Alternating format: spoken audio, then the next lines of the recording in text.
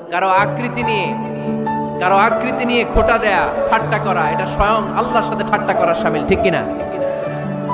আপনাকে যদি আপনার চেহারা তৈরি করার ডিজাইন আল্লাহ দিত, যে তুমি যেমন মনে চাই নিজের চেহারাটার ডিজাইন দাও, কেমন বানাতেন নিজেকে? সবচাইতে সুন্দর করে আমি আমার অবয়বটাকে তৈরি করতাম। কোন নারীকে যদি তার চেহারার ডিজাইন তৈরি করার সুযোগ আল্লাহ দিতেন, সে নারীটাকে বিশ্ব সুন্দরী করে তৈরি করত, ঠিক কিনা? এটা আল্লাহ আমাদেরকে দেয় নাই, এটা আল্লাহ তাআলা নিজ হাতে রেখেছে, নিজে করেছে।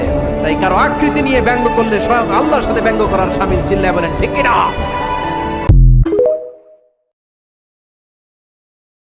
কারো আকৃতি নিয়ে খোটা দেয়া, ঠাট্টা করা, এটা স্বয়ং আল্লাহর সাথে ঠাট্টা করার শামিল, ঠিক কিনা? আপনাকে যদি আপনার চেহারা তৈরি করার ডিজাইন আল্লাহ দিত, যে তুমি যেমন মনে চাই নিজের চেহারাটার ডিজাইন দাও, কেমন বানাতেন নিজেকে? সবচাইতে সুন্দর করে আমি আমার অবয়বটাকে তৈরি করতাম। কোন নারীকে যদি তার চেহারার ডিজাইন তৈরি করার সুযোগ আল্লাহ দিতেন, সে নারীটাকে বিশ্ব সুন্দরী করে তৈরি করত, ঠিক কিনা? এটা আল্লাহ আমাদেরকে দেয় নাই, এটা আল্লাহ তাআলা নিজ হাতে রেখেছে, নিজে করেছে। তাই কারো আকৃতি নিয়ে ব্যঙ্গ করলে স্বয়ং আল্লাহর সাথে ব্যঙ্গ করার শামিল। চিল্লায় বলেন ঠিক কিনা?